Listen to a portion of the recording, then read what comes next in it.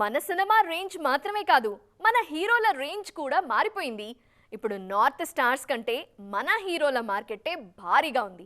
వసూళ్ల విషయంలోనూ తెలుగు హీరోలే నేషనల్ లెవెల్లో టాప్లో ఉన్నారు. దీంతో నార్త్ నిర్మాతలు కూడా మన హీరోలతో బాలీవుడ్ సినిమాలు చేసేందుకు ఇంట్రెస్ట్ చూపిస్తున్నారు.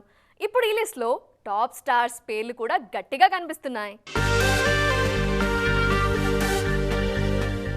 పుష్పరాజ్ గా బాక్స్ ఆఫీస్ ను షేక్ చేసిన బన్నీ ఈ మధ్య బాలీవుడ్ తో టచ్ లోకి వెళ్లారు. 2 ఏళ్ల క్రితం ఓసారి సంజయ్ లీలా బన్సాలిని కలిసిన బన్నీ పుష్ప 2 సక్సెస్ తర్వాత మరోసారి ఆయన్ని కలిశారు. దీంతో ఈ ఇద్దరి కాంబో మీద న్యూస్ నార్త్ సర్కిల్స్ లో వైరల్ అవుతోంది.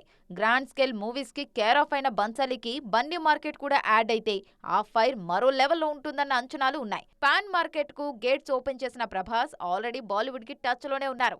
ఆల్రెడీ బాలీవుడ్ టీమ్ తో ఆదిపురుష్ మూవీ చేశారు ప్రభాస్. ఆ తర్వాత కూడా డార్లింగ్ సినిమా అంటే నార్త్ మేకర్స్ ఇన్వాల్వ్మెంట్ కంపల్సరీ అన్నట్టుగా ఉంది పరిస్థితి. త్వరలో సెట్స్ మీదకు వెళ్లబోయే స్పిరిట్ సినిమాను కూడా బాలీవుడ్ యాక్షన్ ప్రొడక్షన్ హౌస్ లోనే చేస్తున్నారు ప్రభాస్. ఎన్టీఆర్ కూడా నార్త్ ఇండస్ట్రీకి దగ్గర అవుతున్నారు.